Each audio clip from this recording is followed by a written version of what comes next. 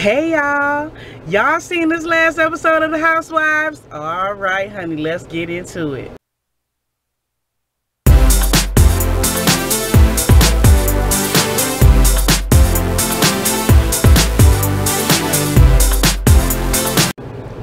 What's going on, everybody? I missed y'all last week. I am so sorry about last week.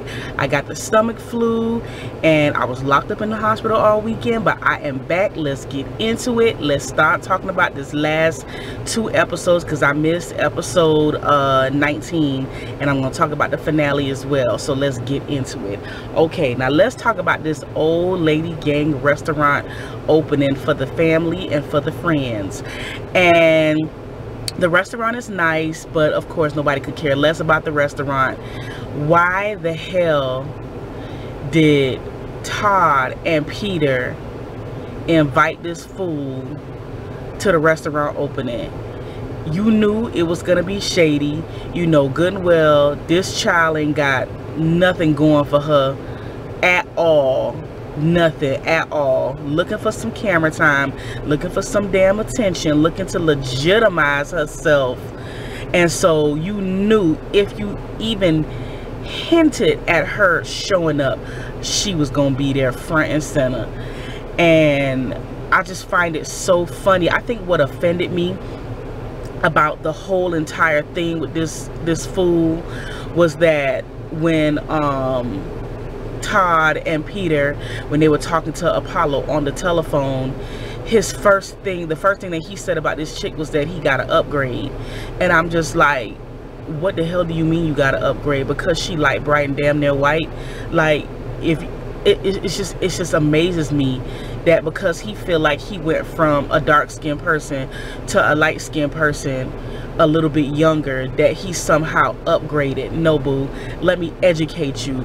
The only way that Apollo could upgrade from Phaedra Parks, Esquire, Undertaker, okay, is if he himself got just as many degrees as her, in conjunction, in addition to that whole slut. Yes, I said it. She ain't just a hoe, she's a whole slut. That's double negative. Yes, if she got more degrees than Phaedra and Apollo, if he would ever get a degree put together, if she was a judge, if she was a state attorney of the United States, that is the only way in my eyes I could see him upgrading. Anybody could just pass around an old manufactured looking chick. She's not all that, you know, and ain't nobody hating. It's just I can't stand that. Phaedra is a beautiful woman. Whether she was light skin or dark skin, it does not matter. You didn't upgrade. You need to upgrade yourself and stay out of damn prison.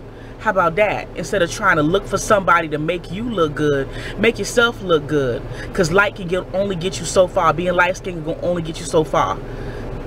And clearly it got him locked up. What does she have to offer besides a fake booty, some fake titties, some fake hair, you know, and a fake persona? What does she have to offer? Does she have a business? Is she educated? You know what I'm saying? Can she provide you with anything other than what's between her legs?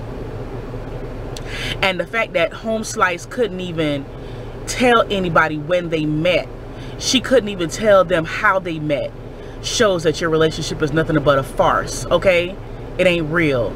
Okay, and he got about what, 5.5, 6 years left in jail. Let's see if Ho Slut be around all that time. And I wonder if she gonna stay true to him, as in not mess with nobody else while he's locked up in jail. It's easy to try to pass around some, you know, some thought trying to make somebody else look bad, but all you doing is making yourself look bad. And I just thought it was real poor taste. And I don't have nothing against nobody of any other skin color, race, or anything. It's just that in the context of what we are talking about, as far as Apollo saying that he upgraded from Phaedra, I found that to be highly offensive. You know, because I've had well, I only had one guy say something like that to me, you know, that I would be like the perfect woman for him if I was a little lighter. And I'm just like, really? Do you even like yourself? Do you not know that black people come in all different shades of the rainbow, and no color is better than the other? No shade is better or more beautiful than the other? Like, please go read a book and educate yourself. I hate that complex that people walk around with, but that's between them and Jesus, moving right along. To Kenya, dumb behind. I don't know why Kenya is so obsessed with finding out the details of if Phaedra is divorced or not. Phaedra was actually divorced before Apollo decided to contest the divorce and the divorce settlement was thrown out. At that particular moment, she was not privy to that. Phaedra was not privy to what was about to happen to the, you know, the original divorce decree. And so she really did not know, you know, that Apollo was just gonna do all this stuff, because he trying to set him up a little nest egg so when he get out of jail, him and Ho Slut could go live happily ever after, instead of him go get a damn job, you know, and do for his own self. But nobody really gives a damn what Kenya says, because she's never had a real relationship since we've known her. So moving right along. Now I'm looking at my notes so I can stay on track. First of all, I don't even understand what the hell Shereé is having this damn party for. Your house is not done. Now, I do understand the show. She has to have a storyline. This big house reveal is a big part of her storyline for the show. I get it. But she, in real life, like, why are you having a housewarming and your house is not 100% done and you're scrambling around? I don't want that kind of pressure. When I get a house, well, I'm not really into housewarmings, you know, because that's just for people to just, you know, come and be nosy and nitpick and say what they don't like and all that, and that's not me. You know, I want a house, you know, for my family to enjoy and to live in, not to be showy. That's just not, that's never been my personality. And so I would never be like, you know, I would have a housewarming to celebrate being in a home of my own, you know, but not to have it just to show off, you know, to, you know, one up somebody else. That's just not my thing. But she's scrambling around, things are not getting done, and the amount of money that Shereé is putting into this house, she could have invested in several businesses that could have made her 4 or 5 times the money over. I really don't understand this mentality with a lot of black people who feel like when they get a couple of dollars, you get a big house and an expensive car. And it's like, none of that stuff matters. You know what I'm saying? Get you a business. Get something that will give you longevity, that will make you some serious capital that you could retire on, that your great-grandchildren, your great-great-great-great-great-grandchildren can benefit from. Nobody can benefit from a raggedy ass house that nobody could really comfortably live in, because all you're gonna do is be worried about what's breaking, what's gonna get messed up, because I paid 10 grand for this chair, I paid 5 grand for this. You can't really enjoy the damn house. You can't. You cannot realistically sit in that house and enjoy it, because you've spent so much money on it, you can't really enjoy it. And so I just don't get that mentality. Take that money and get some businesses, stuff that you know people will come and support. You know what I'm saying? And you can have several of those houses, instead of just having this one house that's a money guzzler, because it's gonna cost thousands of dollars to upkeep that house. It's just gonna cost, you know, and she gonna have to keep trying to hustle, keep trying to struggle to keep up this damn persona, and I can't stand that. You know, super duper wealthy people don't have to do that. You know, they don't have to do that. They manage their money, they spend wisely. Why are you spending 10 grand on a freaking toilet?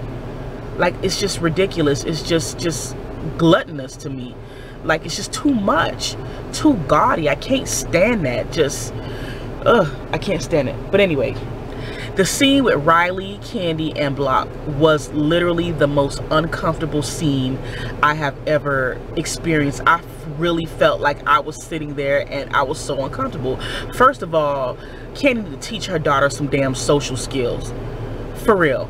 I mean, the girl is too damn big to be the way that she is. Like, I understand people have personalities or whatever, but I mean, I understand not really wanting to deal with Block in that way, because he's never been around. The fact that this fool admitted to not even signing her birth certificate, and it's been 14 years. Like, fool, start with that. If you want to show a little bit of good faith, start with, let me sign your birth certificate officially. Secondly, let me apologize for not being the father that I was supposed to be. Don't come in there with this attitude like, tell daddy this and, oh, daddy that. No, you're not a daddy. You're not even a father. You are a stranger to her, you know. And she, you know, she had a right to be a little cold to him, but she still should be a little bit more mature enough to sit and talk and act like she has some damn sense. Every time you turn around, she got the phone up to her face. That I will never allow in my house. No, put the damn phone down. Learn how to speak. And a lot of young people her age and a little older, the new millennials, they don't know how to communicate. Even in the situation where you're a little bit uncomfortable, at least be able to answer a question in a complete sentence without looking stupid. You know what I'm saying? It just was so annoying. Like, every time I see that little girl on camera, she annoys the hell out of me. It's like, talk, for crying out damn loud. Talk. You know, tell him how you feel. And of course, oh, your mama brain. Nobody didn't brainwash your ass. Wasn't there. You know, if you were there, she would have memories. Nobody has to brainwash her. The girl don't have no memory of you being around. So get with the damn program and stop being a fool. Alright, so let's get into this party, honey. This party was so big and so grand. Everybody showed up. And as y'all can see, Portia done kissed and made up with Todd. You know, because when you really look at the big picture, when you're a woman of a certain age, I don't care how good looking you are, you do not want to be by yourself. And you cannot threaten nobody or scare nobody into giving you a baby or forcing them to be a family unit, you know, like that. You have to let things happen naturally. And it seems like she's she's come to terms with where their relationship is at, and she's just trying to, you know, just trying to back off a little bit and just enjoy him and just see where it goes, which is what she should have did in the first place, besides trying to be too smart for her own good. Moving right along, of course, as soon as Cynthia saw Portia, her ass couldn't wait to run her damn mouth like she always do on the slick slide low key. You know, Cynthia used to be the one, before Shereé got back on the show, used to go back running back telling stuff, but nobody really, you know, put that out there, you know what I'm saying? But of course, you know, Cynthia couldn't wait to tell Portia that Apollo host slut came by the damn old lady gang restaurant. And of course, as soon as Portia saw Phaedra, she ran and told her. And of course, Phaedra was visibly upset. Now, I mean, she does have a right to be upset, but I wouldn't, you know, make no big deal out of it, because I mean, he's somebody else's problem. Like, that's how I would look at it. You know, like, an ex is an ex for a reason. Like, I would feel away, you know, because you don't want your ex to be happy. You just want them to be sad and alone. You know, you don't want, you really don't, I mean, for real, if we want to be honest, you don't really want your ex to be happy. You want their ass to be by their damn self for a little while. And, you know, for him to have his little girlfriend and parading her around town, you know, like, you know, it's just, whatever. And so, you know, of course, and just like Candy said, she was going to be blamed for it, you know, which is not fair, you know, but it is what it is. We don't know what's going on behind closed doors. Maybe she did have a little low-key something to do with it. You never do, you never know. You see what Phaedra doing. Phaedra keep insisting that she has nothing to do with this Johnny situation. I'm not involved. I don't know what's going on. I heard just like you heard. No, bitch, you was sitting right in the conference room, writing your little notes, talking about, oh yeah, I tallied it up and I figured that you was making $2.50 an hour. Like, give me a fucking break. You are involved. You are literally and completely complicit in collusion with this fool to sue Candy. Stop acting like you're not involved. You may not be on the books as his paid attorney, but your ass is involved. Okay, so stop it. Kenya is an asshole, because Kenya only purpose of coming to this damn party was not to congratulate Shereé, was just to nitpick and find out what she could find so she could talk trash. And that's just pretty much it. Who gives a damn if you guys have the same lighting fixtures? And the shit wasn't the damn same. They were similar, you know, as far as style, you know, but one was bigger than the other. They weren't exactly the same, and nobody copied off of her ass, because as far as I'm concerned, half of that shit was ugly anyway. It's just expensive. Expensive don't make it look good. Okay, it don't make it look good. Expensive don't make shit look good. You know, it was cool for what it was. That's her style. She like it, I love it. But for me, nah, hell nah, that shit don't look good to me. None of it look good. Even her damn house, all freaking white. Like, who the hell wants an all white house? I don't. Because, I mean, you know how much money that it's going to take for you to keep that shit clean? No, hell no. But, I mean, they don't have any little children, so I guess you could have an all-white house, you know. But I just thought it was really shady how, you know, Kenya, oh, I'm going to go look for the bathroom, but you end up in the basement. Now, you know good well that damn bathroom was not in no friggin' basement. You know, oh, look, the basement is unfinished. Like, of course, most basements are unfinished because people don't really go down there like that. Like, that's like the last thing you finish, you know, but it didn't even matter. Like, who cares? I am so glad that Kim called her out and went off on her. Like, why are you being such an asshole? Just say it's nice. I mean, she said a couple of slick things, and it's just like, you know, when people say a couple of slick things and they don't feel like you heard them, so they got to keep saying some slick shit just to kind of keep it going, you know, so you could kind of hear them some more. Like, okay, we heard what you said the first time, we don't care, shut up already, you know what I'm saying? But, you know, I'm glad she told her, like, you want to talk about somebody, like, yes, I have kids, I have a husband, what do you have? Can you get a real man? Like, I don't know, can you? Can we see that you get it? Can we experience you being in a real relationship? Like, stop talking about people. Okay, yeah, we know Kim have a lot of plastic surgery, but shit, that ain't no secret. She don't hide it, you know, she don't try to hide it. She like how she look, you know. But I'm glad she told Kenya all, because Kenya was really being overly ridiculous. Like, she was borderline kindergarten. Like, every little freaking thing they show her, she just has something to say, you know. But then in the interview, oh, we're a sisterhood, we want to support it. Like, get out of here with that. You know, it may sound good to your ear. That's what you tell yourself when you finish acting dumb, you know. But you didn't really have no right to do that lady like that, you know. And so, oh, I hope I'm not cut off. Ooh, I don't know. I hope not. But anyway, the house was beautiful. It was beautiful for what it was. What else? Cynthia, oh my God, please leave Peter alone. Let Peter be. Jeez, y'all getting a divorce. Like, y'all, divorce is final. If he want to be your friend, he will be your damn friend. If he don't, leave him alone. Every time she goes somewhere and Peter is there, she have to go out of her damn way to go say hi to him and make him hug her. And it's just like, go away. If you wanted him that damn bad, your ass should have stayed married to him. And I think a lot of people, they just jump to divorce so quick. And then after you get divorced, it's like, well, damn, man, I really feel like we could have worked it out. Can we be friends? Like, no, bitch, go away. You know what I'm saying?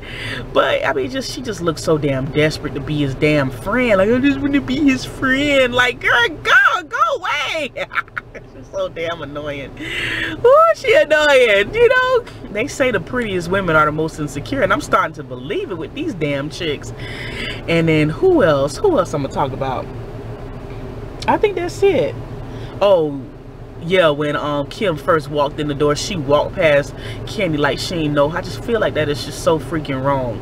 Like, that's so wrong. Like, Candy did so much for Kim in terms of that tardy for the party, which she's capitalized on 1,000 times over, which is not fair, you know. And I feel like because she has the show and she has all these different things with the tardy for the party, I really do feel like she should at least, you know, be cordial to Candy in good faith, because, you know, she got a little, you know, her little stuff from her, you know. And of course, Candy, same as damn Cynthia, got to go out of her way to go make this bitch say damn hi to her. Oh, I didn't want it to be. If the lady wanted to speak to you, she clearly saw your ass sitting there. If she really wanted to talk to you, she would have talked to you. I have friends that, you know, we kind of fell out over my wedding situation, and I think I should do a story time on that, but I'll do that at another date. But anyway, I see them, you know, cause we go to the same church but different services. Every time I run into them, it's always a hey, how you doing, what's going on, we talk, da da da da. We don't exchange numbers, we just keep it moving. And that's just how it is, you know. If I am in a situation and I see somebody that I really haven't talked to in like a few years, and they walk past my ass like they didn't know me, okay, cool, that's it. I'm not going out of my damn way to come seek you out and search you out. Hell nah. If your ass wanted to talk to me, your ass. I'm just not the kind of person that's in the business of forcing anything on anybody. I don't force myself on no damn body. But we're glad this season is over with. The drama is, well, it's almost over because we got this reunion coming up. So yeah, if y'all like this review, give it a thumbs up and like and subscribe. I will see y'all guys next week for the reunion, the review of the reunion, and that's it. I'm so glad it's over with. This season was freaking exhausting. So I will see y'all guys next time. Peace and hair grease. Bye.